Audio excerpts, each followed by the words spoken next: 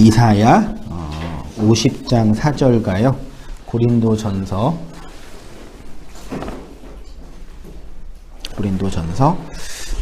4장 15절. 원래 뒤에 고린도전서 4장 1절부터 본문이 있는데요. 제가 15절만 일단 넣습니다. 한번 2절 같이 한번 읽어보시겠습니다. 시작. 주 여호와께서 학자의 혀를 내게 주사 나로 공고한 자로 말로 어떻게 도와줄 알게 하시고 아침마다 깨우치시되 나의 길을 깨우치사 학자들 같이 알아듣게 하시도다. 그리스도 안에서 1만 스승이 있으되 아버지는 많지 아니하니 그리스도 예수 안에서 내가 복음으로써 너희를 낳았음이라. 아멘. 이사야 45번째 시간으로요. 사람의 가르침을 넘어서는 그리스도의 진리라는 제목으로요. 지난주 그 메시아의 선지자 사역의 가르침의 사역에 대해서 말씀을 드렸고, 가르침으로 사람이 변화되지 않는다라는 측면으로 이제 말씀을 나누면서, 그러면 이제 가르침이라는 성경의 진술과 신구약 성경 모두 공이 가르치는 것을 되게 중요하게 여기고 있는데, 그 진술이 어떻게 우리에게 복음의 생명으로 이렇게 흘러가게 되는지 생각해 보도록 할게요. 지난주 설교 끝나고 나서 이제 바쁘게 또 일하고 말씀 묵상하고 공부하면서 제가 그래도 이제 말씀을 전하는 목사, 복음을 증거하는 교사의 어떤 그 직임을 이제 일을 하고 있는 거잖아요. 공식적으로, 공적으로. 근데 그 가르침이 사람을 변화시키지 못한다는 건 뭐 이전부터 알고 있었지만, 근데 성경이 그 가르치는 걸 되게 중요하게 여기는데, 그럼 우리는 그러면 가르침으로는 안 된다면 무엇으로 되냐? 이런 부분에 대해서 이제 많이 이렇게 고민을, 가르쳐도 변하지 않을 걸 왜 이렇게 제가 생고생을 하면서 제 입장에서 본다면 하고 있을까 스스로 한번 묵상해 보고, 또 우리 이제 이 60세기 안에 있는 복음이 이게 지향하는 바 측면에서 이제 어떻게 그 가르침을 넘어서는 그 어떤 진리의 나눔과 은혜의 증거들이 나타날 수 있을까? 그런 이제 많이 이렇게 일하면서 고민하고 그리고 정리하다가 원고도 쓰는 것도 되게 이제 고민도 많이 하면서 많이 좀 부대꼈다 그러나요? 그러니까 아는 건 있고 정리되는 건 있는데 그걸 이렇게 풀어내는 게 좀 많이 부대낄 때가 있더라고요. 그래서 부대끼면서 충분히 이제 제 안의 확신으로 정리된 건 아니니까 완벽하게 A 꼴 B다 이렇게 그러니까 이렇게 해야 된다는 어떤 제 주장을 이렇게 말하고 싶은 것이 아니라 이런 우리가 지금 살고 있는 인생 속에서 고민하는 영역들 다 우리 신앙의 선배님들이시니까 그것들 좀 정리하면서 그냥 하나의 원리를 이렇게 얻었으면 좋겠다라는 그런 삶의 과정에서의 저희 고민 한번 생각해 보았기 때문에요. 그렇게 한번. 그래서 이제 처음에 이제 우리가 이제 윤독을 해야 되는데 제 간증이 있기 때문에 제가 읽어야 될 것 같아가지고 사무 집사람이 읽는 것도 중요하지만 제가 한번 그래서 한번 그냥 짤막하게 그냥 제 간증처럼 쓴 거니까요. 제가 한번 읽어볼게요. 제가 회심을 하고 교회를 출석한 이유는 기독교 경전이라고 하는 성경 말씀을 잘 배우고 싶었기 때문입니다. 왜 그런 마음이 들었는지는 모르겠지만 예수님이 말씀하신 것처럼 가난하고 목마른 마음이 가득하였기 때문에 그 말씀을 찾고 구하였습니다. 신학교에 들어간 이유도 성경 말씀을 잘 배우고 싶었기 때문입니다. 신학이라는 학문도 공부하고 싶었고요. 그 원어를 평신도 때부터 관심을 많이 가졌었어요. 헬라어, 히브리어. 그래서 이제 서점 가가지고 그 당시에 한 20년 전이니까 이제 그 로고스 성경에서 지금도 있을 거야 아마 그 스트롱 코드 중심으로 이제 되게 좀 이렇게 학문적으로는 약하지만 그걸 혼자 공부하면서 막 이렇게 연구하고 학생 때 일반 학교 다니면서 이렇게 하면서 하다가 언어를 어떻게 공부해야 합니까? 이렇게 목사님께 물어봐도 별로 답 없으시고 그렇게 하다가 신학교에서는 원어 가르치니까 거기 있다고 해서 또 그런 측면에서 또 원어도 공부하고 싶어가지고 갔죠. 그래서 좋은 수익을, 좋은 유익을 얻었죠. 신학 학문의 어떤 큰 태제, 2000년의 교회 역사가 우리 선배들이 이렇게 만들어 놓은 큰 태제에 이렇게 문을 연 거죠. 그러니까 큰 도서관에 들어가서 평생 동안 연구할 책들을 이렇게 본 거죠. 신학교에서. 아, 이런 세상에 이런 세계가 있어서 이런 거랑 또 한 가지는 성경 원문을 공부할 수 있는 사전들을 이렇게 얻은 거죠. 그러니까 직접 공부하는 것도 있었지만 성경 원어를 이렇게 가르치는 사전 책들을 이렇게 보면서 아, 이렇게 이제 공부하면 되겠구나. 그래서 되게 그러니까 원래 신학교 이게 신학교 과정이 그 학사 학위를 받은 사람이 이제 신학교에 들어가잖아요. 처음에는 이제 목회학 석사를 받잖아요. 목회학 석사를 받고 공부를 더 하려면 신학 석사를 또 받아요. 일반 대학원은 이렇게 학사, 석사, 박사잖아요. 근데 신학교는 학사, 석사, 박사예요.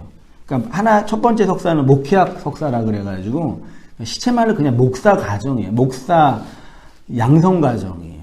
3년 동안 한 100학기 들으면서 목회자의 학문과 어떤 인격과 영성의 소양을 이렇게 하는 목회자 자격증. 공부를 하려면 이제 그 이후에 신학 석사를 공부해야 되는 거거든요. 근데 그 신학적으로 깊이 이제 그 연구하고 학문을 공부한 건 아니지만 이렇게 2000년 동안 교회의 역사가 이렇게 만들어 놓은 어떤 신학적인 태제에 이렇게 넓은 공간이 있구나를 보게 된 거죠. 저 개인적으로는. 그게 큰 유익이었죠.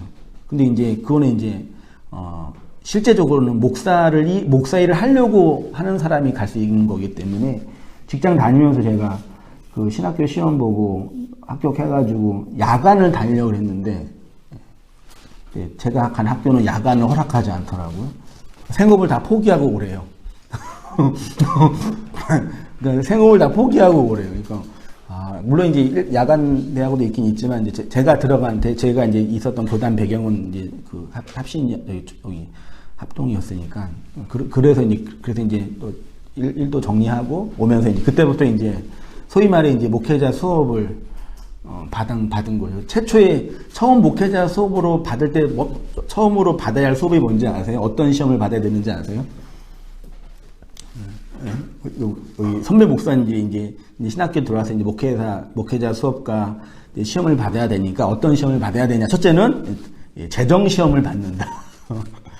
금전적인 시험을 받는다. 이제 가난 속에서 어떻게 이제 견디냐. 그래서 저도 이제 왜 이렇게 신학생을 맨날 이렇게 물론 이제 여유로운 신학생도 많이 있긴 있었지만 그런 고민을 했더니 그래도 이제 신학교 졸업하고 안수를 받은 다음에는 이제 그 금전적인 재정적인 시험이 아니라 이제 중요한 시험 하나가 있다. 그게 뭔지 아세요? 사람에 관한 시험이다. 그래서 가면서 그런 어떤 그 목회자의 어떤 그 전통과 관습이 있더라고요. 근데 지금 생각해 보면 사실 그렇게 중요한 거 아닌 것 같는데 되게 중요하게 여겨서 그런 과정을 겪고 나서 나는 목회자가 되었고 우리는 목사가 되었다라는 또 다른 의미의 그 어떤 목회 그 헤게모니가 되더라고요. 그런 부분에서는. 아무튼 이제 저는 이제 그 신학에 대한 어떤 말씀에 대한 가난함으로부터 시작된 것 같아요. 신학 수업 마치고 사역을 하면서도 저의 모든 사역은 성경 말씀을 잘 가르치는 것으로 집중되었습니다. 그런데 교회의 구조와 행정은 말씀을 가르치고 전하는 것에는 큰 관심을 두지 않았습니다. 오히려 말씀을 가르치고 신학을 가르치고 조직신학을 가르치고 성경신학을 가르치고 그 원어를 가르치는 것을 부담스러워 하시더라고요. 왜 그런지 아세요? 웬만한 중대형 교회에는 말씀을 전하는 자가 2명 이상이잖아요. 3, 4명? 부목사, 담임목사 해가지고. 근데, 한 사람이 다르거나 특이하게 하면 어떻게 되겠어요? 찍히는 거죠. 그러니까 그게 진리, 비진리 문제가 아니라 어떤 이런 선이 있더라고요. 이렇게 어떤 이게 집단이니까 진리는 그 다음 문제고요. 환경적으로 어려운 상황임에도 불구하고 혈혈단신으로 개척을 하게 된 이유도 이러한 교회론적인 한계 때문에 말씀을 가르치는 일에 집중하고 싶어서 개척을 하게 된 거죠. 복음을 전하고자 하는 갈망을 한번 사모님 읽어주시죠. 무엇보다도 제가 알고 믿고 있는 이 복음을 가르치고 전하고 싶은 마음이 가득하였습니다. 이사야처럼 예레미야처럼 사도 바울처럼 위필드처럼 저도 그리스도의 복음을 전하며 살고 싶었기 때문입니다. 제 생각에 대부분의 성도들은 누군가가 그리스도의 복음을 바르게 전해주지 않고 가르쳐주지 않기 때문에 왜곡된 기복주의나 율법주의나 신비주의나 자기 연민으로 그리스도의 복음을 오해하여 왜곡하고 있다고 생각했습니다. 그래서 루터가 95개 교회의 반박문을 비텐베르크 성당에 붙이며 부패한 가톨릭을 개혁하였던 것처럼 존 칼빈이 아우구스티누스의 신약을 근거로 다시 성경으로 돌아가자고 하였던 것처럼 계시된 성경 말씀을 그리스도의 진리로 가르치고 전하고자 교회를 개척하였습니다. 포부가 대단했죠? 지금도 그래요. 변하진 않습니다. 그 다음 우리 건원 읽어주시죠. 복음의 증거와 말씀을 가르침, 이러한 복음에 대한 열정, 그리스도의 진리와 복음의 말씀을 전하고 가르치고자 하는 갈망은 여전히 많은 목회자들과 성도들의 마음에 소명과 헌신이라는 이름으로 있을 것입니다. 그러나 우리 교회들의 영적인 형편은 점점 더 깊은 어두움에 거하는 것 같습니다. 말씀을 가르치는 일과 그리스도의 복음을 전하는 일을 안 하는 것은 아니지만 교회의 영적인 상태는 점점 더 깊은 침체에 빠지는 듯 합니다. 그래서 개혁교회는 항상 개혁을 외쳤습니다. 개혁교회의 캐치프레이즈 중에 하나가 개혁교회는 계속 개혁해야 한다라는 것이 있습니다. 그리고 개혁을 위해 교회가 해야 할 가장 중요한 일 중에 하나가 복음을 가르치고 전하는 것입니다. 이렇게 말씀을 가르치고 전하는 일은 교회의 가장 중요한 일 중에 하나입니다. 그래서 구약 성경뿐 아니라 신약 성경도 복음 전함과 가르침을 교회의 지상 사역의 모든 것이라고 합니다. 네, 마태복음 28장 18절 제가 볼게요. 예수께서 나와 말씀하여 이르시되 하늘과 땅의 모든 권세를 내게 주셨으니 그러므로 너희는 가서 모든 민족을 제자로 삼아 아버지와 아들과 성령의 이름으로 세례를 베풀고 내가 너희에게 분부한 모든 것을 가르쳐 지키게 하라. 볼지어다 내가 세상 끝날까지 너희와 항상 함께 있으리라 하시니라. 20세기 이후에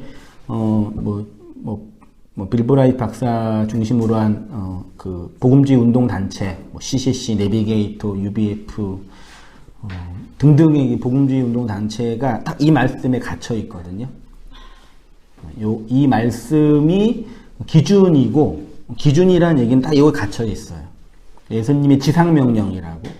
어떻게 이렇게 멋있게 표현했는지 모르겠어요. 지상명령. 그래서 우리는 이 지상명령 성취를 위해서 각자 받은 은사대로 열심히 해야 하는 핵심이 가르치는 거예요. 그렇죠? 핵심이 가르치는 거더라고요.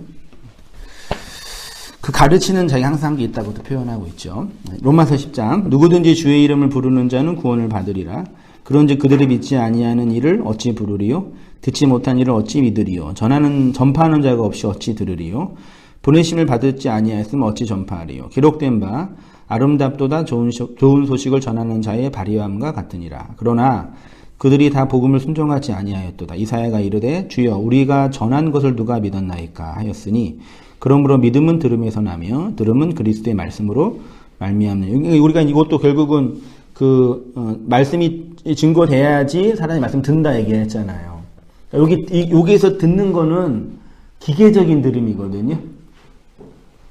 소위 그래서 이제 복음을 듣지 못하는 그 종족을 무슨 종족이라 그래요? 성교학에서는 미전도 종족이라 그러죠. 그래서 미전도 텐포리 윈도우 창에 있는 미전도 종족, 자기네 언어로 성경이 번역되지 않는, 아니 문자가 없는데 성경을 어떻게 번역해요? 문자가 없는데 성경 번역 못해요 그러면요. 그래서 그리스도의 복음을 전하지 않는, 그러니까 물리적 의미에서 증거되지 않는 자들을 향한 복음 전도예요. 그러니까 그들이 믿지 않는 이유는 외부에서 물리적으로 복음이 증거되지 않았기 때문이라고 하는 인식인 거죠. 근데 요거는 전혀 틀린 게 아닌데 내용적으로 보면 우리가 다 복음을 듣고 있죠. 외형적으로, 물리적으로. 근데 어떤 사람에는 안 들리죠. 안 들리잖아요. 그런 얘기죠. 말로 막 예수님이 우리를 위해 죽으셨습니다. 예수님을 믿어야 구원받. 이런 물리적인 개념의 언어가 아니라 그 마음에 들어가는 그 믿음을 촉발하는 그 그리스도의 복음은 안 들린다는 얘기죠. 그건 누가 하는 거예요? 네, 그리스도가 하는 거예요. 네. 그 마음에 들어가게 들리게 하는 그 복음은 그리스도가 하는 거잖아요. 그 얘기 하는 거죠.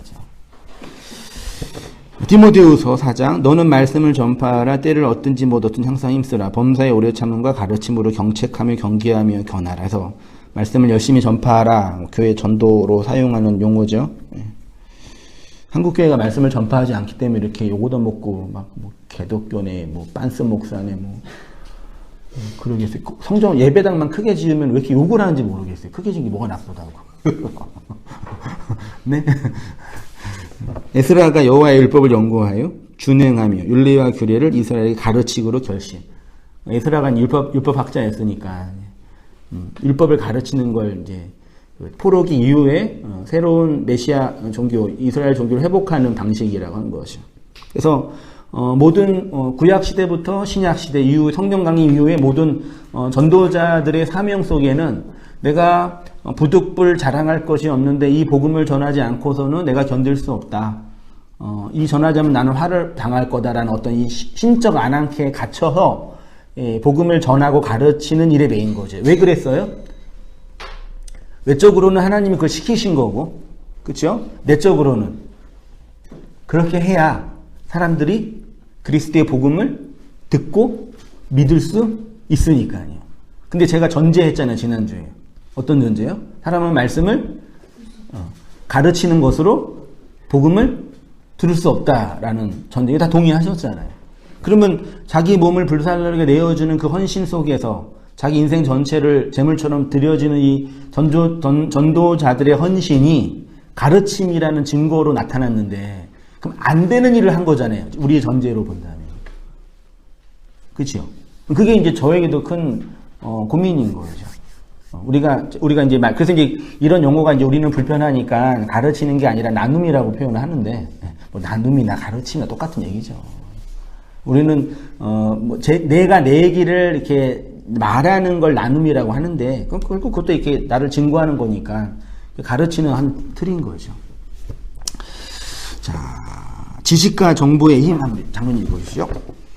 지식과 정보의 힘. 이렇게 성경은 가르침으로 복음을 전하다고 합니다. 그런데 이 가르침의 가장 구체적인 의미는 정보와 지식을 전달하는 것입니다. 정보와 지식을 잘 전하기 위하여 반드시 선행되어야 할 것이 있는데, 그것은 정의를 내리는 것입니다. 무엇인가? 정의를 내는 것은 그것을 규정하는 것입니다. 어떤 내용을 정의된 지식으로 가져와 있으면 그것은 힘이 됩니다. 사람들이 정보와 지식을 소유하고 싶은 이유는 그것이 힘이 되기 때문입니다. 대속교육이든 성경교육이든 마찬가지입니다. 네, 그렇죠. 가르침이라는 교육의 측면은 한국 사회가 이렇게 교육에 열리는 건 그것만이 살 길이니까, 경쟁력이니까요. 근데 성경도 마찬가지죠. 톡 까놓고 우리가 말씀을 이렇게 읽고 공부하고 복음과 진리를 이렇게 듣는 것도 그게 우리에게 긍정적이든 어떤 효과를 불러일으키기 때문인 거잖아요. 맞잖아요. 그게 좋든 나쁘든 간에요. 정 안 되면 뭘 이렇게 알고 있으면 누구한테 얘기를 할 수 있잖아요. 내적으로 확신할 수도 있고. 그런 힘이 없지 어떻게 우리가 말씀을 들을 이유가 있겠어요. 제가 이렇게 그리스도의 말씀을 갈망하고 간절히 구하는 이유는 무엇 때문일까 생각해 봤습니다. 저 스스로요. 베이컨이 말한 것처럼 아는 게 힘이다. 나도 그 진리를 알아야 힘이 생긴다. 그런 이 구조인가. 구원이라는 힘, 내적 확신이라는 힘, 얻고 싶은 그 열망인가. 내가 그 정의된 지식을 갈망하는 이유는 지식의 힘을 가지고 싶기 때문일까? 내 자신에게 물어봤습니다. 성도님들은 어떠십니까? 이렇게 성경 강론을 듣고 배우고 말씀 듣고 공부하고 유튜브 듣고 또 공부하고 요거는 뭐 때문이냐? 어떤 정의된 지식을 통해 힘을 얻게 해야 합니다. 그렇죠? 맞죠? 네, 그 동기는 나한테 있는 거죠. 근데 제가 맨 처음에 잠깐 간증한 것처럼 말씀에 대한 갈망이 있었는데요.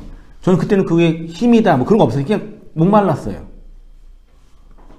배우고 싶었어요. 모르면 안타까웠어요. 누군가가 가르쳤으면 좋겠었어요. 나 이걸 내가 배워가지고 더 써먹어야 되겠다. 그거 하나도 없었어요. 다 마찬가지 아닌가요? 그렇죠. 그러니까 나중에 힘이다는 건 이후의 문제고 내 안에서 없었던 그 무엇인가가 나를 움직이는 거였단 말이죠. 마치 그 영가씨가 들어와서 곤충을 움직여서 물에 빠지게 하는 것처럼 나와 다른 그 무엇이 내 안에 들어와서 나를 갈망하고 열망하게 추구했던 거죠. 맞잖아요. 거기에 가르침과의 관계가 있는 것 같다. 저는 그 생각이 들더라고요. 저희 이렇게 얼마 안 되는 이렇게 신앙의 여정을 잠깐 돌아보면서요. 우리 마찬가지죠, 우리 성도님.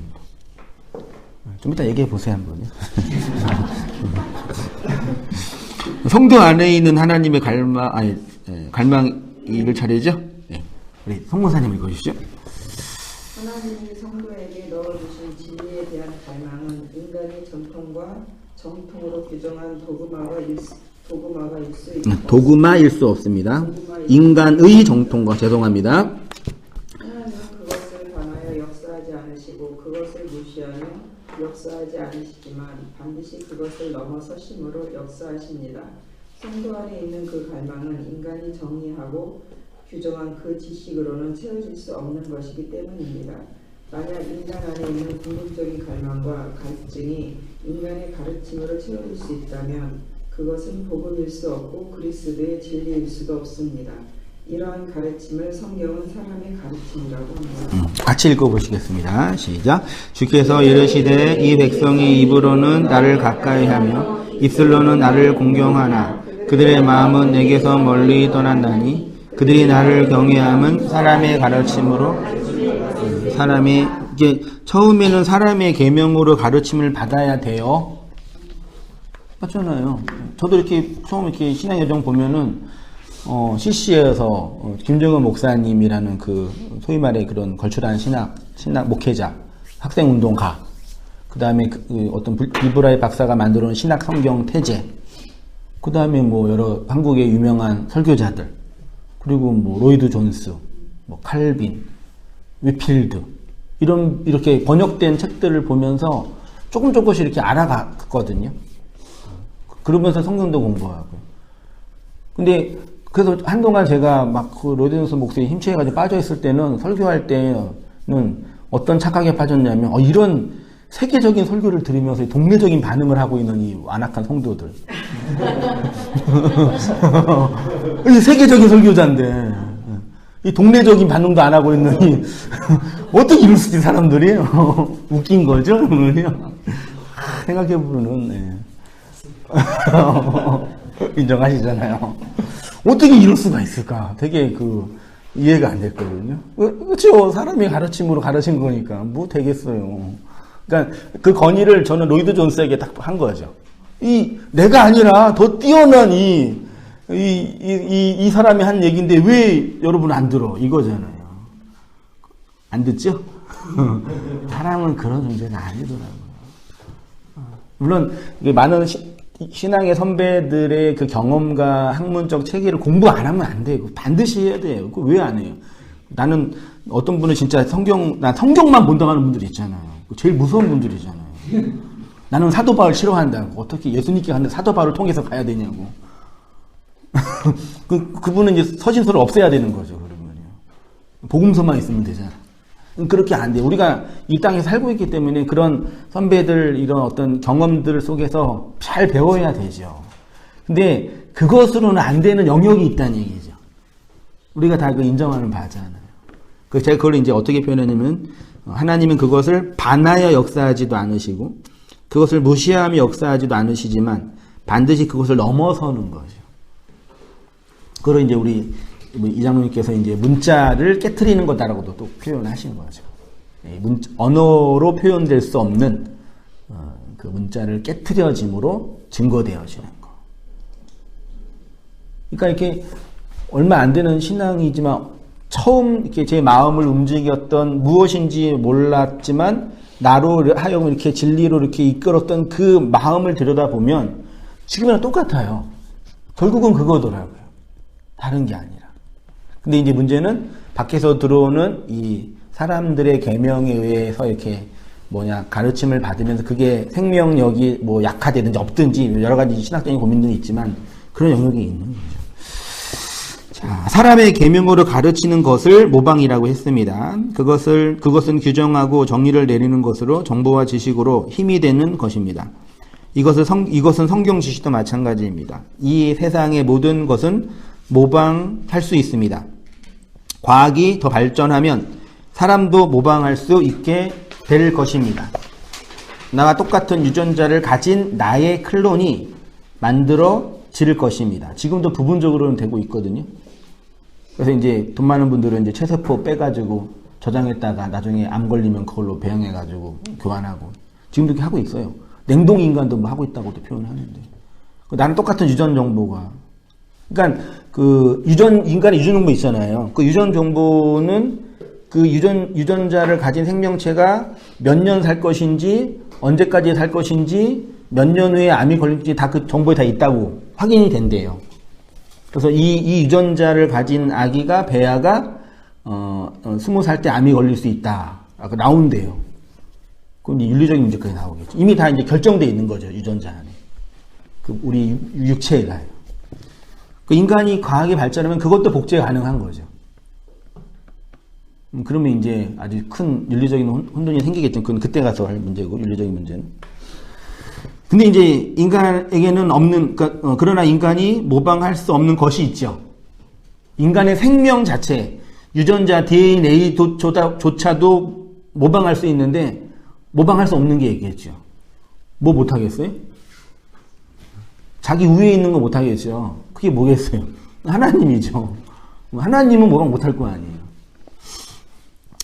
복음서에 이런 어구가 많이 있습니다. 예수께서 이 말씀을 마치심에 무리들이 그의 가르침을 가르치심에 놀라니 이는 그 가르치는 것이 권위 있는 자와 같고 그들의 서기관과 같지 아니함이러라. 무사람이 그의 교훈에 놀라니 이는 그가 가르치는 것이 권위 있는 자와 같고 서기관들과 같이 아니함이러라.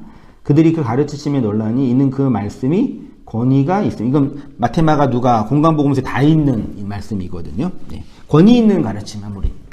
도지사님 읽어주시죠. 예수님의 권위는 서기관과 바리새인들에겐 없었던 권위입니다. 사람의 가르침, 정통으로 도구만된 지식을 뛰어넘는 영역을 권위라고 합니다. 그것은 한마디로 영이라고 합니다. 과학이 발전하면 인간 자신을 복제할 수 있을 것입니다. 그러나 아무리 문명이 발전해도 인간이 만들어낼 수 없는 것이 있는데 그것을 영이라고 합니다. 왜냐하면 그것은 인간의 것이 아니기 때문입니다. 우리가 가지고 있는 이 육체도 하나님이 주신 것이지만 하나님의 그 영은 육체가 노력하고 애써서 만들어낼 수 있는 것이 아니기 때문입니다. 그 영은 예수가 십자가를 통해서 그리스도로 건네주신 생명이기 때문입니다. 그래서 사람의 계명으로 아무리 열심히 가르쳐도 안 되는 것은 안 되는 것이고 없는 것은 없는 것입니다. 하나님의 영은 인간의 영역을 뛰어넘는 초월의 것이기 때문입니다. 네. 그런 의미에서 성도가 진리가 되는 것은 자신이 노력하고 애써서 어떤 지점에 도달하는 것이 아니라 되어지는 것이라고 제가 표현을 할게요. 그것은 내가 내 안에서 확신하는 것이 아니라 밖에서부터 주어지고 여겨지는 것입니다. 나라는 존재가 나의 주체성으로 나를 정의 내리는 것처럼 좋은 게 없거든요. 그렇죠? 이게 인간을 되게 행복하게 해요. 인간이 누릴 수 있는 최고의 쾌락이 뭔지 아시죠? 뭐 먹는 거, 성적인 거 이런 거 아니에요. 인간이 누릴 수 있는 최고의 쾌락 뭐예요? 네? 남자가 돈 많고 시간 많으면 뭐 하려고 그래요? 돈 많고 시간 많으면 뭐 하려고 그래요? 말 안 하려고 그래요? 정치하려고 그러잖아요. 정치인들 중에 가난한 분들이 있어요. 가끔 있긴 있지만 대부분 다 없거든요. 그러니까 사람이 동물 말고 사람이 살면서 누릴 수 있는 최고의 쾌락은 통제하는 거예요. 나의 판단과 조정으로 통제하고 조정하는 거예요. 말 한마디에 세상이 움직이고 말 한마디에 세상이 바뀌고 요거를 보는 게 인간에게 가장 어마어마한 쾌락을 줘요. 아직 못 누려보셨나요? 네? 사람들이 요즘 강아지 많이 집에서 키우시잖아요. 강아지, 속생이는 강아지 있나요? 애새끼처럼. 별로 없잖아요. 강아지랑 관계가 나쁜 분들 본 적 있어요? 없지요. 왜 그런지 아시죠? 강아지는 인간이 통제할 수 있어, 조정할 수 있으니까요. 그래서 무자식이 상팔자라 그러잖아요. 자식 새끼가 힘든 게 뭐예요? 아무리 공부 잘하고 아무리 돈 많아도 마지막 하나 그 자식은 통제가 안 되시죠? 안 되잖아요. 그래서 이제 미치는 거죠. 이제 소위 말해 이제 엘리트나 이렇게 여유로운 분들. 그러니까 사람이 내적으로 본능적으로 갖고 있는 최고의 쾌락은 나의 이 힘으로 누군가를 통제하고 조정하는 거거든요. 그 핵심은 뭐냐면 내가 나로 정의하는 거예요. 나를 누가 정의한다고요? 나는 나다. 이게 누구예요? 나는 나다가 누구예요? 하나님이잖아요. 여호와잖아요. 그게 신의 자리라니까요. 근데 이제 복음은 우리한테 뭐라 하면 너가 아니라 내가 너라고 할 때 너라 그러는 거예요. 그걸 제가 여겨주심이라는 단어로 표현했는데 우리 2000년의 교회 역사가 아름다운 교리로 정리한 용어가 뭐예요? 이게? 요걸 칭의라고 해요. 네. 그러니까 2000년의 교회 역사, 루터의 종교개혁과 칼빈의 종교개혁도 그것도 이거 칭의교리예요. 결국은 칭의교리예요. 그러니까 지금 오늘날 이 묵시복음 안에서 이렇게 복음지 운동 속에서 화두가 칭의랑 뭐랑 싸워요? 교리적으로 볼 때는 성화랑 싸우거든요. 하나님이 여겨주심, 인간이 노력해서 되는 거. 요거랑 싸우거든요. 근데 우리는 이 성화 교리를 많이 이제 오해하고 왜곡하고 있죠. 내가, 하나님이 여겨줬으니까 됐죠? 그냥 이건 됐고, 그다음 뭐 해야 돼요? 이제 내가 어떻게 해서 뭘 만들어내는 쪽으로 가는 거죠. 그러니까 이걸 신학적으로 넓게 보면은 다시 이제 카톨릭을 회귀하는 거예요. 넓게 보면은요. 그러니까 성화교리가 필요 없다는 얘기가 아니라. 그러니까 인간은요, 뭐 제가 일반화한 거 아니지만 누군가로부터 자기 존재가 정의되는 걸 못 견뎌해요. 목사라는 존재는 제일 불쌍한 존재잖아요. 그러니까 제가 목사일 수 있는 이유는 뭐예요? 아니, 그러니까 그 좋은 말이죠. 그러니까. 우리 성도님은 저희 신도시죠?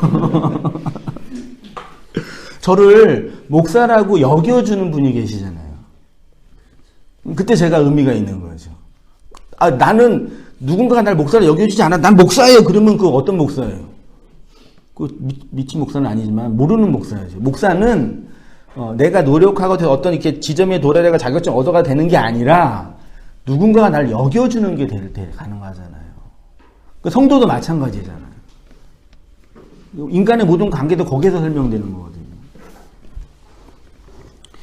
그러니까 내가 진리라고 주장하기 전에 밖으로부터 나를 그 진리로, 그 영으로 여겨주시는 하나님의 인치심으로만 가능한 거죠. 많은 사람들이 스스로 열심을 내면서 자신의 구원을 확신하려고 하고 있죠. 내가 하나님을 잘 섬겨야 구원받을 수 있다고 생각을 하는데 하나님이 나를 섬겨주셔야 되는 거죠. 가르침이라는 모방이 필요한데 그것을 뛰어넘는 영역, 하나님이 나를 여겨주시는 것이 필요하다는 얘기죠. 그러니까 잘 배워서 지식을 습득하면은 그 지식이 나를 규정하니까요. 그래서 예수님이 오셔가지고 성경을 열심히 배운 바리새인과 서기관들을 향해서 니네는 저주받았다고 하는 거죠. 많은 지식이 자기를 규정하게 만드니까. 하나님이 여겨주시는 건 필요 없고. 자, 전통과 정통의 도구마. 우리 한번 목사님 읽으시겠어요? 사람의 계명으로 사람을 가르치는 자기야 모방하는 자가 되게 할 뿐입니다. 사람들은 자신들의 정통과 정통으로 권위를 만듭니다. 그래서 사람의 가르침에는 학문의 영역이든 종교나 철학의 영역이든 다 계등의 있는 것입니다. 예수님 당대도 수없이 많은 유대교의 다양한 분파들이 있었습니다. 그들은 각자가 정한 정통의 교리로 권위를 주장했습니다. 그런데 예수님에게는 다른 권위가 있었다는 것입니다. 이는 그들의 정통과 정통이 아닌 다른 것이란 의미입니다. 그것은 성경은 영이요 생명이라고 합니다. 생명을 어떻게 얻을 수 있을까요? 생명은 생명을 낳음으로 얻는 것입니다. 그래서 성경은 아들을 낳는 이야기로 가득한 것입니다. 아들을 낳는 것을 정리한 책을 족보라고 합니다. 성경의 애칭 중에 하나가 성경은 족보의 책입니다. 네, 창세기 5장 1절에 제가 볼게요. 이것은 아담의 계보를 적은 책이라 그랬죠? 계보가 톨레도트거든요. 이 톨레도트가 얄라드, 나타, 출산하다의 명사형이에요. 그러니까 낳는 것의 명사형이 톨레도트 족보, 계보예요. 창세기 6장에는 노아의 족보죠. 11장에는 셈의 족보죠. 11장 뒤에는 데라의 족보죠. 아브라함이 어디서 나왔어요? 데라는 셈에서 나왔고, 셈은 노아에서 나왔고, 노아는 아담에서 나왔고요. 다 족보 이야기죠. 창세기 37장은 야곱의 족보죠. 야곱에게서 요셉이 나온 거고, 12지파가 나온 거죠. 됐죠? 네. 성경은 족보에 관한 책입니다. 창세기부터 아담의 족보, 노아의 족보, 셈의 족보, 데라의 족보, 야곱의 족보, 이렇게 인간의 족보가 기록되어 있습니다. 특히 아담은 오실자의 표상이니까 아담의 족보는 그리스도의 족보라고 할 수 있겠죠. 그리스도의 족보는 교회의 족보죠. 그러므로 이 족보는 결국 교회의 족보이고 이 족보에 교회의 이름이 기록되어 있는 거겠죠. 족보는 내가 누구의 자손인지를 기록한 책인 것처럼 성경의 족보는 하나님이 나를 어떻게 누구를 통해 낳는지를 기록한 책입니다. 이 족보는 육체의 족보가 아니라 영적인 족보입니다. 바울이 디모데를 아들로 낳은 것처럼 그리스도를 통해 교회가 생명으로 출산되는 영적인 족보입니다. 성경은 예수 그리스도를 통해서 나온 하나님의 아들로서의 교회의 출생에 관한 책입니다. 그래서 복음서의 시작이 족보로 시작하는 것입니다. 마태복음은 위에서 내려오는 족보로, 누가복음은 아래에서 올라가는 족보로. 누구를 낳아요? 아들을 낳는 거. 누구의 아들이다. 족보만 연구해도 사실 우리 성경 읽다가 특히 이제 마태복음도 그렇고 역대기 상도 족보로 시작하죠. 1장부터 한 7장인가 8장까지 족보일 거예요 아마요. 야베스의 기도가 거기서 중간에 나오는데 잠깐 나온 거예요 사실은요. 다 족보예요. 누가 이름도 이렇게 어렵죠. 굳이 성경에 이렇게 많은 족보 이야기를 기록하고 있죠. 낳는 이야기. 마태복음 1장 이하 같이 읽어보시겠습니다. 시작. 아브라함과 다윗의 자손 예수 그리스도의 계보라. 아브라함이 이삭을 낳고 이삭은 야곱을 낳고 야곱은 유다와 그의 형제를 낳고 야곱은 마리아의 남편 요셉을 낳았으니 마리아에게서 그리스도라 칭하는 예수가 1장 1절부터 제가 다 편집하고 16절까지 넘으니까 14대 나누면서 얘기 다 한 번 다 보셨죠? 누가복음도 같이 읽어보시겠습니다. 시작. 예수께서 가르치심을 시작하실 때 30세쯤 되시니라. 사람이 아는 대로 요셉의 아들이니 요셉의 위는 헬리요 그 위는 마따시요 그 위는 레이요 그 위는 레기요 그 위는 얀나요 그 위는 요셉이요 그 위는 에노스요 그 위는 셋이요 그 위는 아담이요 그 위는 하나님이시니라. 그러니까 마태복음의 족보는 하나님으로부터 시작하지 않고 아브라함으로 시작하죠. 왜 그랬겠어요? 마태복음은 유대인들에게 주신 복음적 서신이니까 유대인들의 조상이라고 여겨지는 아브라함부터 복음을 설명하는 거죠. 누가복음은 소위 말해 전 인류에게 주시는 복음적 서신이니까 하나님으로부터 시작되는 거죠. 근데 이제 위에는 낳고고요. 밑에는 올라가는 거거든요. 누가복음은 쭉 올라가면 끝에 누가 있어요? 하나님이 있잖아요. 그러면 가운데 다 빼고 그럼 우리는 누구의 자손이에요? 하나님의 아들인 거죠. 결론은 그거죠. 아브라함의 아들인 것처럼 하나님의 아들인 거죠. 그러면 우리가 구원받고 성도가 구원받고 진리되고 말씀들이 됐다는 얘기는 하나님이 이 땅에서 율법이라는 가르침을 하나하나 지키고 수행해서 어떤 지점에 도달해서 이르게 하는 방식이 아니라 하나님이 낳은 거죠. 하나님에 의해서 나아진 거죠. 그래서 그리스도가 씨로 이 땅에 우리를 낳는 남자로 오신 거죠. 생명을 낳는 것. 우리 김지선이. 가르침에 관한 말씀을 하다가 왜 족보에 관해서 말하는지 아시겠습니까? 인간의 가르침은 우리를 하나님의 아들로 낳게 하는 생명의 힘이 없습니다.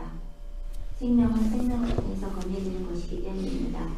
씨를 가진 자가 씨를 전할 때 생명이 전달되는 것이지 씨가 없는 자가 그 씨에 대해서 연구하고 공부한다고 생명이 될 수 있는 것이 아닙니다. 네, 그 다음 우리 집사님. 그리스도 씨를 가진 자. 그러면 성경에서 씨를 가진 자가 누구입니까? 그리스도입니다. 그래서 이 세상에 그리스도만이 유일한 남자이고 모든 인간은 여자입니다. 남자인 그리스도가 십자가에서 생명의 씨를 뿌려줬고 여자인 교회가 그의 씨를 받아 그리스도라는 아들을 낳는 것을 구원이라고 하는 것입니다. 그러니까 하나님이 그의 씨를 가진 그리스도를 통해 그의 말씀 안에서 교회인 우리를 낳는 이야기가 성경의 족보의 이야기인 것입니다. 그리고 이 족보가 요한계시록에 가면 생명책이라고 하는 것입니다. 예, 누구든지 생명책에 기록되지 못한 자는 불못에 던져지리라. 시편에도요, 각주 19번에 제가 넣었는데, 그들을 생명책에서 지우사 의인들과 함께 기록되지 말게 하소서. 빌립보서에서도요, 또 참으로 나의 멍에를 같이한 내게 구하노니 복음에 나와 함께 힘쓰던 저 여인들을 돕고 또한 글레멘드와 그 외에 나의 동역자들을 도우라. 그 이름들이 생명책에 있느니라. 이기는 자는 이와 같이 흰 옷을 입을 것이요 내가 그 이름을 생명책에서 결코 지우지 아니하시고. 모세도 생명책에서 지워달라고 했죠. 그러면 하늘나라에 생명책이 있는 거네요? 그렇죠? 있잖아요. 왜 의심을 하세요? 생명책에 성도의 이름이 있다고 기록되어 있다고 하네요.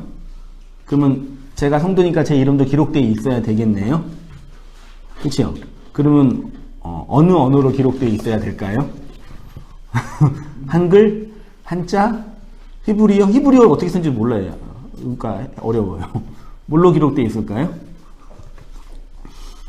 말이 안 되죠? 안 되잖아요. 있다고 다 쳐도, 기록되어 있다고 쳐도, 전 세계 인구, 인류 역사가 시작된 이후 전 세계 인구가 몇십억만 명일 텐데, 그 중에 구원받은 성도 다 이름 기록할 텐데, 14만 4천이라고 해도 그 책이 몇 권이겠어요. 실제적인 책이 아닐 거죠. 예. 그러면 내용적이고 영적인 의미의 책일 거 아니에요. 예. 그러니까, 나라는 존재가, 족보에 내 이름이 기록되어 있잖아요. 족보에. 그 족보가 생명책인 거죠, 계시록에서는. 자, 생명책에 기록되지 못한 자, 우리 한번 하시선 읽어보시죠. 생명책에 기록되지 못한 자, 자 보십시오. 성경의 마지막 책은 말씀을 알고 있는 자, 구원의 확신이 있는 자, 의미 있고 보람 있게 열심히 산 자가 불못에 던져지지 않는다고 하지 않고 생명책에 기록되지 못한 자가 불못에 던져진다고 합니다. 다시 말해 생명의 말씀들이 된 자, 그리스도의 족보에 들어간 자가 구원받는 자는 것입니다. 그래서 복음의 시작은 하나님이 우리에게 당신의 생명의 씨를 뿌리는 것으로 시작되는 것입니다. 네, 그 뿌리기 위해서 창세기 2장 24절에 이러므로 남자가 부모를 떠나 그의 아내와 합하여 둘이 한 몸을 이룰지니라. 남자가 부모를 떠나 그의 아내와 합하여 둘이 한 몸을 이룰지니라. 하나님의 아들 예수 그리스도의 복음의 시작이라. 그렇죠? 생명의 씨를 가진 남자로서 그리스도가 부모, 즉 생명을 낳는 자가 되기 위해서 떠나는 이야기가 그리스도의 성육신 사건이죠. 그래서 창세기 2장 24절은 남자가 부모가 되기 위해서, 하나님이 우리의 아버지이시고 어머니이시잖아요. 부성과 모성을 가지신 분이잖아요. 부모, 우리를 낳는 자가 되기 위해서 하늘에서 아래로 인카이네이션, 성육신 하신 거죠. 그래서 말씀이 뭐가 됐다가 표현했어요? 육신이 됐다가 표현한 거잖아요. 그래서 말씀이신 하나님이 육체를 입고 오셔서 우리의 역사, 인생 전체와 결혼하시는 거죠. 말씀이 육신이 돼 우리 가운데 뭐 했다 그랬어요? 거하심에 이게 스케노였잖아요. 장막을 치다, 함께 살다, 장막 집안에 거하다, 장막 치다, 함께 살다, 결혼 생활하다. 우리의 역사, 인생 전체와 결혼을 하시는 거죠. 내 인생 전체와, 그러니까 한 지점, 한 순간 만나는 게 아니라 내 인생 전체와 결혼하시는 거죠. 그래서 우리 인생 전체를 신랑 되신 그리스도께로 차압하시는 거죠. 당신의 신부로 이렇게 당기기 위해서요. 그렇게 결혼 생활을 하시는 내용이 말씀이 육신이 되어 우리 가운데 거하신다고 하는 요한복음 1장의 말씀입니다. 그러니까 그래서 그리스도가 그의 교회를 낳는 이야기가 내 역사의 이야기입니다. 마지막으로 나를 본받으라. 그러니까 성경에서 말씀을 가르치라는 것은 인간이 지킬 수 있는 율법과 계명을 잘 가르쳐서 지키라가 아니라 그리스도, 다시 말해 진리의 부모의 자리에서 그 생명을 낳는 자가 되라는 것입니다. 그래서 복음을 위해서 자기 생명을 초계처럼 버릴 수 있는 바울이 그리스도의 일꾼, 하나님의 비밀을 맡은 자라고 하면서 자기 자신을 본받으라고 한 것입니다. 이 본받는다는 것의 핵심과 진리가 무엇인지 생각해 보십시오. 네, 고린도전서 4장 1절부터요 15절, 16절 제가 편집 몇 개 했는데 자주 사용했던 본문 구절인데요. 오늘은 이제 바울이 자기 자신을 16절에 본받으라고, 나처럼 하라고 표현하고 있거든요. 그 지점이 어떤 것인지 다시 한번 생각해 보시면서 읽어보도록 하겠습니다. 시작. 사람이 마땅히 우리를 그리스도의 일꾼이요 하나님의 비밀을 맡은 자로 여길지어다. 그리고 맡은 자들에게 구할 것은 충성이니라. 내가 생각하건대 하나님이 사도의 누리를 죽이기로 작정된 같이 끄트머리에 두셨음에 우리는 세계 곧 천사와 사람에게 구경거리가 되었노라. 우리는 그리스도 때문에 어리석으나 너희는 그리스도 안에서 지혜롭고, 우리는 약하나 너희는 강하고, 너희는 존귀하나 우리는 비천하여 바로 이 시각까지 우리가 줄이고 목마르며 헐벗고 매맞으며 정처가 없고 또 수고하여 친히 손으로 일을 하며 모욕을 당한 즉 축복하고 박해를 받은 즉 참고 비방을 받은 즉 권면하니 우리가 지금까지 세상에 더러운 것과 만물의 찌꺼기 같이 되었도다. 내가 너희를 부끄럽게 하려고 이것을 쓰는 것이 아니라 오직 너희를 내 사랑하는 자녀같이 권하려는 것이라. 그리스도 안에서 1만 세상이 있으되 아버지는 많지 아니하니 그리스도 예수 안에서 내가 복음으로써 너희를 낳았음이라. 그러므로 내가 너희에게 권하노니 너희는 나를 본받는 자가 되라. 언뜻 보면은 뭘 본받으라는 것처럼 보여요? 생고생하고 있는 나를 본받으라. 그렇죠? 내가 복음을 위해서 이렇게 고생하고 있는데 니네 맨날 놀고 있다. 그러면 안 되지. 그거예요? 무슨 바울이 무슨 뭐 이렇게 누구 고생하는 걸 좋아하겠어요? 성경은 영적으로 읽어야 되고 내용으로 읽어야 되잖아요. 물리적으로 바울이 생고생하는 그 이야기를 하라니. 그러니까 1절, 그러니까 이게 이 전체가 세 토막으로 나눠지거든요. 앞에 부분에서는 우리는 그리스도의 일꾼이고 하나님의 비밀을 맡은 자라고 해놓고, 가운데는 고생한 얘기 해놓고, 뒤에는 나 본받으라 그러는 거예요. 그럼 보세요. 그리스도의 복음을 전하는 일꾼인 나가 이걸 전하기 위해 세상에서는 고난을 당했는데, 그 나를 본받으라는 얘기는 복음을 전하고 있는, 복음의 그리스도의 씨를 퍼뜨리고 있는 나의 위치. 이해되시나요? 그러니까 바울이 열심히 하나님의 말씀, 성경을, 구약 성경을 근거로 복음을 가르쳤잖아요. 그 가르침의 행위를 본받으라 그런 것이 아니라 바울이 어떤 위치에 있냐면 그리스도의 자리, 더 쉽게 하면 하나님의 자리에서, 그러니까 남자가 부모로 떠나 그리스도의 복음을 전하는 그 지점에 있는 거죠. 이해 안 되시나요? 그러니까 우리가 복음을 전하는데 우리가 인간의 언어와 누구의 설교나 어떤 목사의 가르침을 통해서 막 말을 하는 것은 그냥 내가 이해하고 내가 깨달은 복음의 성경의 진술을 얘기하는 것 뿐이죠. 그걸로는 사람이 그리스도의 복음을 받아요, 못 받아요? 못 받잖아요. 그거를 넘어서는 어떤 지점이 있잖아요. 그게 바울이 그리스도로 그 씨를 뿌리는 자리라고 고백하고 있는 거죠. 그래서 복음이 예수를 통해 바울로 증거돼서 흘러가는 거죠. 그러니까 바울이라는 인간적인 인격과 그의 어떤 사역의 열정이 아니라 하나님이 그를 사용해서 생명을 전하는 위치로 아비의 자리로 세운 그걸 본받으라고 한 얘기예요. 그러니까 오늘날 우리가 그리스도의 복음을 전한다라는 측면도 우리는 되게 내적으로 개인적으로만 이해하고 싶은데 하나님 우리를 그 생명을 받은 자로 세운 다음에 하나님의 아들이 된 자로 낳은 자로 세운 다음에 어디로 세우시는 거예요? 요 개고생을 시키시고 영적으로 아비의 자리로 그리스도의 자리로 씨를 뿌리는 자리로 세운다라는 거예요. 복음은 그렇게만 증거되는 거죠. 어떤 인간이 세운 조직, 전통, 정통에 의해서 증거되는 게 아니라 제가 칼빈을 공부해서 개혁주의 신앙을 알았기 때문에 그리스도인이 된 거예요. 로이드 존슨 목사 설교를 읽고 그 복음주의 운동이 뭔지 알았기 때문에 복음을 알게 된 거예요. 그러는 줄 알았어요, 제가요. 근데 그게 아니잖아요. 그걸 통해 하나님이 넘어서서 사용하시는 그리스도의 그 언약을 증거하는 그 일이 있는 거잖아요. 그걸 본받으라는 얘기예요.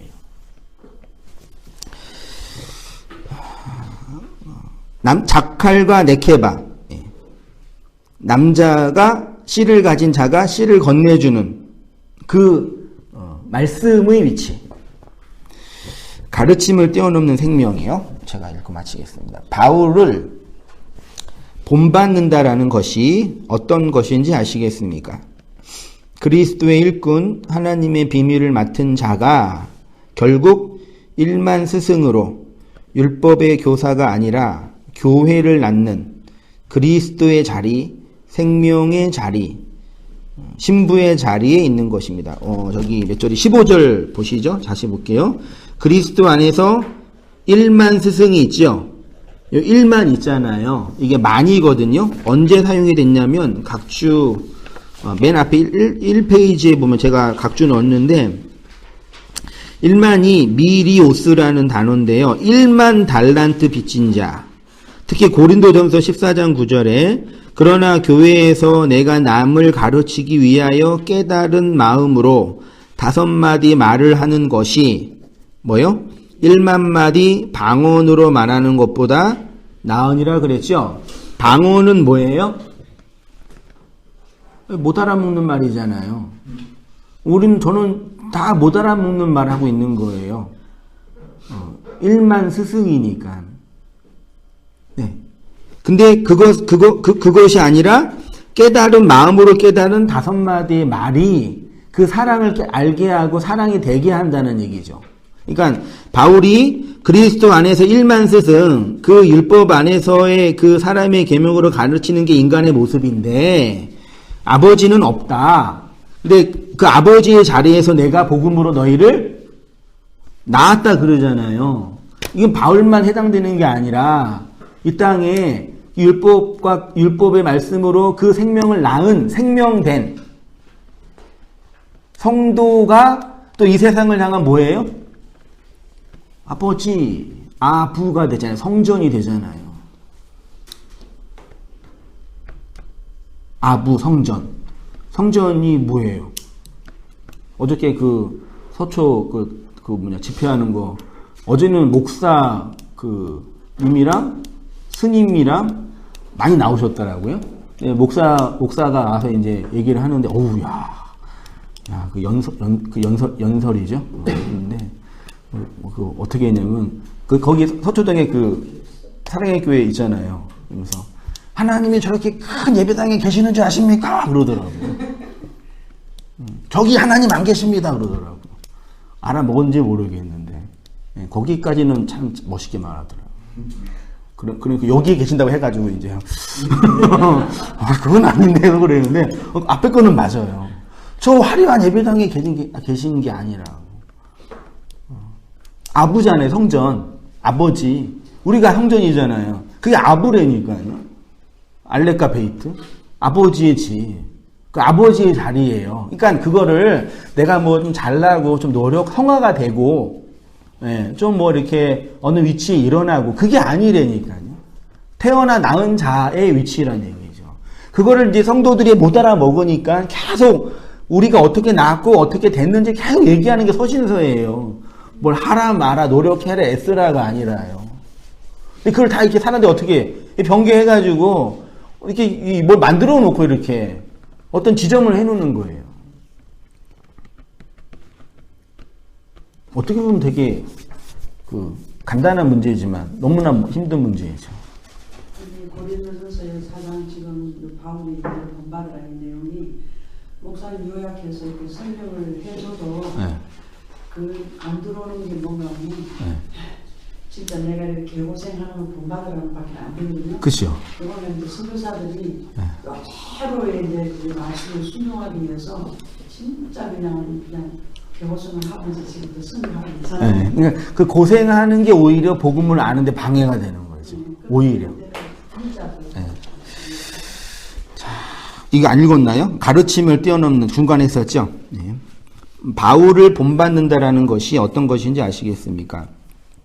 그리스도의 일꾼 하나님의 비밀을 맡은 자가 결국 1만 스승으로 율법의 교사가 아니라 교회를 낳는 그리스도의 자리, 생명의 자리, 신부의 자리에 있는 것이라고 합니다. 바울이 이 지점을 동일하게 경험하는 것이 우리 교회의 역사이고 그리스도인들의 삶입니다.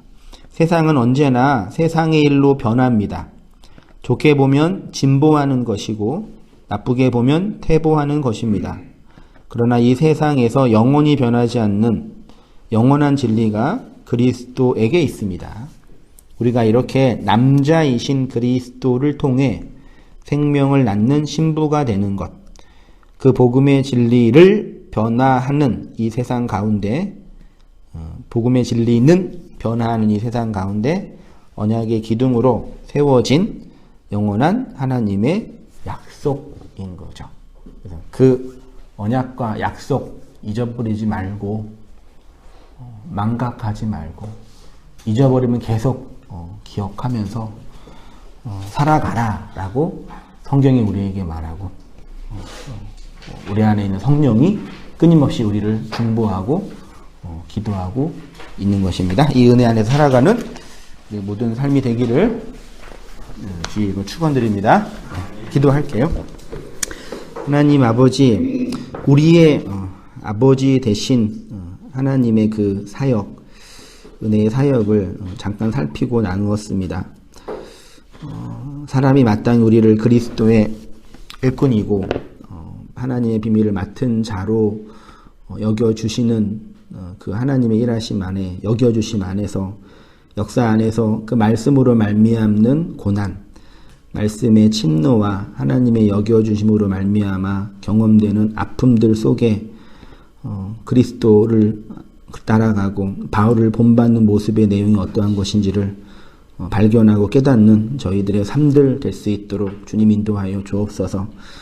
우리 안에 있는 죄뿐만 아니라 밖에서부터 있는 율법의 틀과 우리의 왜곡된 욕망들 때문에 그리스도가 세워준 그 언약을 잊어버리고 망각하고 왜곡하면서 여전히 내가 나를 규정하고 내가 나를 여기고 싶을 때가 많이 있음을 또한 고백합니다.